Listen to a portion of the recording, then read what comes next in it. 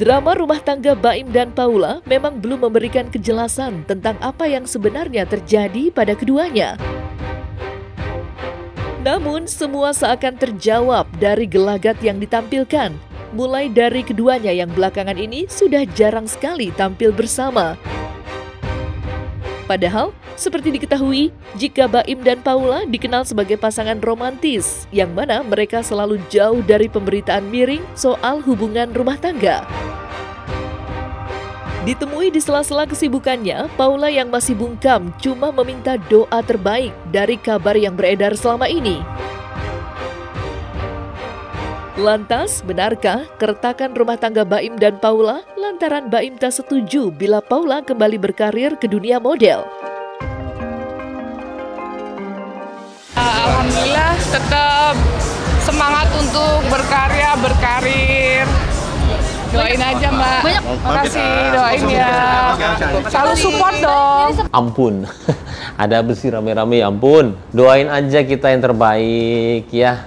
Itu aja. Wajar lah kalau itu mah ya. Wajar kalau misalkan kayak apa, ada perbedaan, ada kesamaan. Yang penting tujuannya sama. Tanya dia, saya kan nggak tahu. Ya kalau cerita tuh Baim baik, bisa bimbing dia kayak gitu Mas. Orangnya sopan kayak gitu, humoris ya. Ibu sama bapaknya yakin kalau Baim itu bisa bimbing Paula kayak gitu dengan baik. Ya tentunya ya ibunya juga melihat bahwa mereka kan sudah punya anak kan. Seorang ibu keinginannya ya tentunya langgeng ya untuk anak dan cucunya.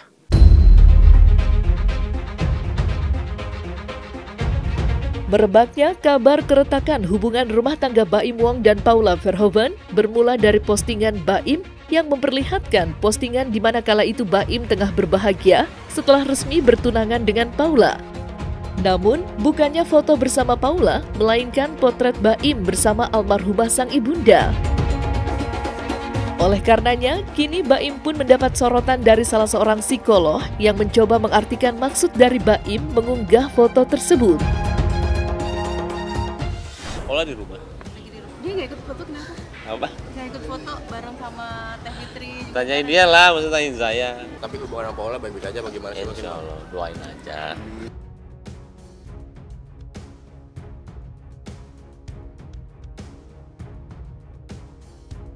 Baim itu kan sunnya di Taurus ya. Taurus itu ibaratnya kayak kerbau.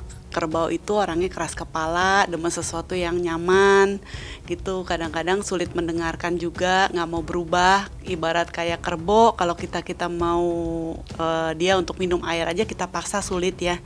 Kalau sedangkan Virgo itu kan ibarat seorang wanita yang menuang air di vas, itu demen sesuatu yang harmonis, kemudian feminin, lembut. Jadi Baim cobalah untuk lebih sabar, mau mendengarkan sisi feminin mungkin dari air ya, Virgo. Dan juga apa yang penting untuk Paula, cobalah dikomunikasikan dan juga didengarkan oleh Baim. Agar terciptalah hubungan yang harmonis untuk keluarga. Dan cara mereka berkomunikasi untuk dirundingkan dengan baik, jadi bisa oleh Baim bisa mau berubah ya, karena kan memang tidak mudah untuk seorang Baim untuk berubah. Kalau dari wajahnya sih sebetulnya orangnya cukup cocok ya mereka berdua ya. Determinasinya tinggi, pengen kerja, dan juga energinya juga sama-sama tinggi.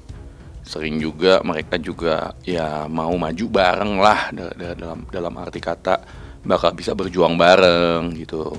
Dan juga mereka cukup mandiri dua-duanya. Kalau kita lihat dari hidungnya juga ya ada kepoh-kepohnya lah berdua, dan mereka juga detail dan fokusnya ke pekerjaan dan ke uang, ke karir juga 100% begitu.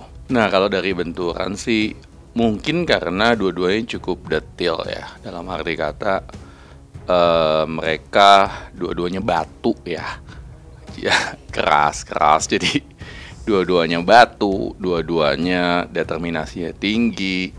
Kalau Paula saya lihat memang sedikit juga lebih pengen mengontrol. Dalam arti kata lebih mengontrol lah dalam sisi keuangan atau dalam sisi hidup. Sedangkan kalau Baim mungkin lebih cuek ya. Mungkin kalau ribut juga bisa jadi dari sisi finansial. Karena buat Paula hal itu penting. Dan ya bukan saya bilang buat Baim nggak penting ya. Tapi kalau saya lihat mungkin Baim lebih banyak bocornya. Banyak orang yang mungkin aja minta bantuan sama dia gitu, dia bisa keluarin uangnya.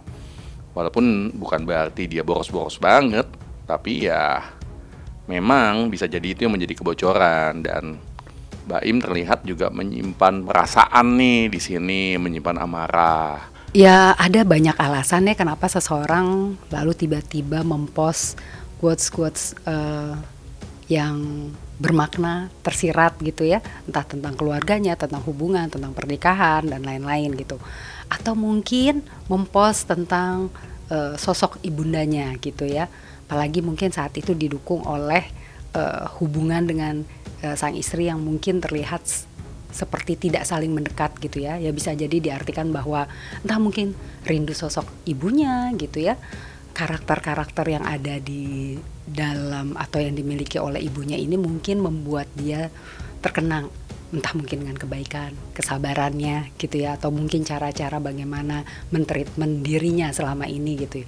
Hal-hal tersebut yang bisa jadi dirindukan sebagai seorang anak, atau mungkin dia mencari sosok tersebut di diri pasangannya. Sosok ibu ini kan sosok kayak apa ya, sosok yang menenangkan, membuat nyaman gitu. Atau mungkin biasanya kalau anak-anak lakinya ini terbiasa untuk bercerita ya tentang perasaannya, kebutuhannya ke ibunya, hubungannya sangat dekat gitu, bisa jadi mungkin kangen untuk berbagi cerita tentang apa yang anak ini alami, atau mungkin butuh nasihat atau saran yang selama ini mungkin ibunya menjadi tempat untuk dia mencari pendapat, mencari opini-opini untuk menyelesaikan masalah gitu ya. Mungkin bisa jadi hal yang dibutuhkan saat ini dikangenkan oleh seorang anak laki-laki, membandingkan istrinya atau pasangannya dengan sosok wanita lain, entah itu dengan ibunya, entah itu dengan teman wanitanya yang lain gitu ya, atau entah dengan siapapun lah, tetangganya dan lain-lain gitu. Karena pada dasarnya kan itu tidak menyenangkan ya, menyinggung. Pasti wanitanya merasa, kok aku gak dihargain, kok aku tidak bisa diterima apa adanya. Lambat laun ini kan pasti akan mengikis rasa aman, rasa percaya diri si wanita tersebut. Yang pada akhirnya juga lambat laun pasti mengikis rasa sayangnya, karena merusak relasi di antara mereka berdua. Untuk masing-masing mau terbuka, mengkomunikasikan perasaannya dengan persuasif dan asertif gitu ya. Jelas, aduh maaf nih, aku kok tersinggung ya dengan kata-kata kamu tadi gitu. Aduh boleh gak sih kamu tidak mengungkapkan atau ngebandingin aku depan teman-teman, aku gak nyaman loh gitu ya. Ungkapkan secara jelas, lalu minta apa yang kita harapkan. Atau mungkin bisa menggali ke pasangan, apa sih sebetulnya yang ia inginkan dari perilaku-perilaku kita, didiskusikan supaya masing-masing bisa menemukan kesepakatan ataupun harapan-harapan yang lebih realistis dari sikap-sikap yang diinginkan satu sama lain gitu ya.